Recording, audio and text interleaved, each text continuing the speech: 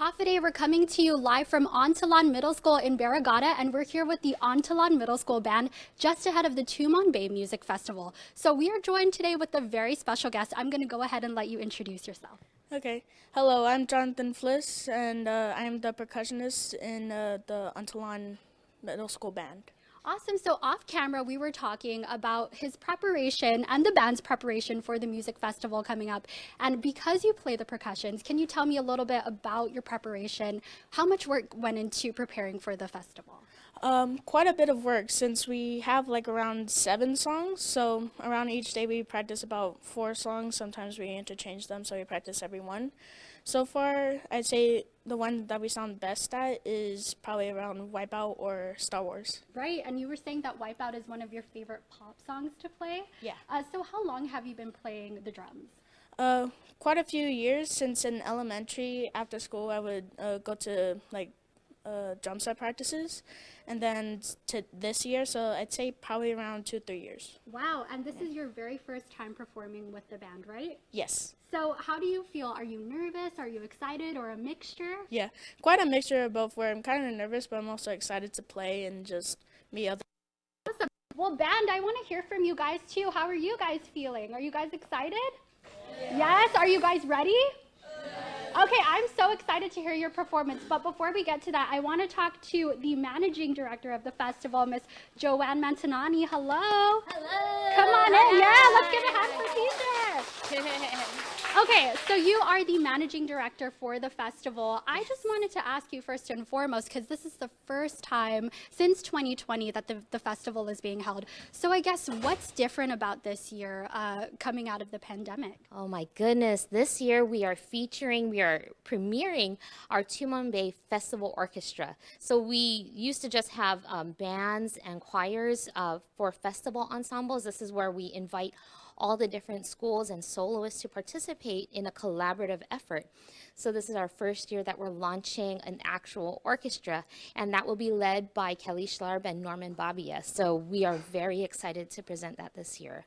Also, what's different is Micronesia Ma has really stepped up and allowed us to use so many of their available units as part of our venue for March 4 and March 11 and for the festival ensembles, because it's been really hard to find one location where we could do all the rehearsals at once.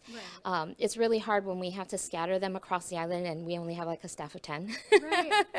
Yeah, so we're excited. It's definitely a huge feat. But again, as you said, and as everybody said, we're super excited, right? We are. Right. So I wanted to ask you too, how did you go about choosing the music for the band to perform? Well, for my band, the LPUMS band, I just chose things that would go with our spring concert, which is classics and movie music. And then I just let everyone, I said, look, I'm bringing a beginning level band, and we're just playing all fun stuff. And so everyone's like, oh, I think we want to do that too, because coming out of the pandemic, everyone is in a rebuilding year. Right. So for the entire festival, the artistic vision was to have fun, because music is such a part of our lives. Right. It's part of the soundtrack of our lives. So we've got the classics through movie music. Awesome. Well, we know you guys are doing Wipeout. I'm super excited. I cannot stop saying that. I'm so excited to hear you guys perform. But what other genres are we going to hear from the festival? In the festival, we have everything under the sun. March 5 is the Jazz, Rock, and Beyond, where we get to feature all the music that's not included in the choir festival, which usually they stick to a lot of traditional choir music, hymns sometimes. And the bands and orchestras, they like to feature their chops by doing a lot of concert band and orchestral music, so the standards there. But with the Jazz, Rock, and Beyond, you'll get everything else under the sun. We've got ukulele bands, wow. We've got rock bands, we've got combo bands from different schools. So, and we've got a couple of jazz bands, so we are so excited to feature all of our artists across the gamut of genres. Yes, for sure. And this is from the 2nd to the 11th, correct? That is correct. Awesome. So I guess why did you guys decide to put it on for the 2nd to the 11th? Is it because there's so much music to showcase, especially coming out of the pandemic? Yes. Well, first of all, it's always at the beginning of March. Sometimes we bridge into like February, but that's because it's Music in Our Schools Month. So it's not just Mes Tomorrow, it's Music in Our Schools Month, and we like to kick it off with something big. The festival actually started in 2005, and it was just a band festival, and it has grown into the largest music festival in the region, spanning every genre and every type of music ensemble that you can possibly dream of. We even have a soloist coming in from Saipan who will be playing a Chinese zither. So we've got something for everyone here at the festival. Oh, that is so exciting. Oh my gosh. So I also wanted to ask everybody, I guess, what's the most inspiring thing that you've learned so far from being a part of a band? Mostly it's just that it sounds so much better when you're with others, and it's just the joy of being together with others and just teamwork. It makes everything sound best, and it's just really good. Definitely. Do you want to pursue a career in music when you get older or even right now? Yes, definitely. I would love to be, like one of those Foley artists in movies. Yes, I do Especially one of actually. those, yeah.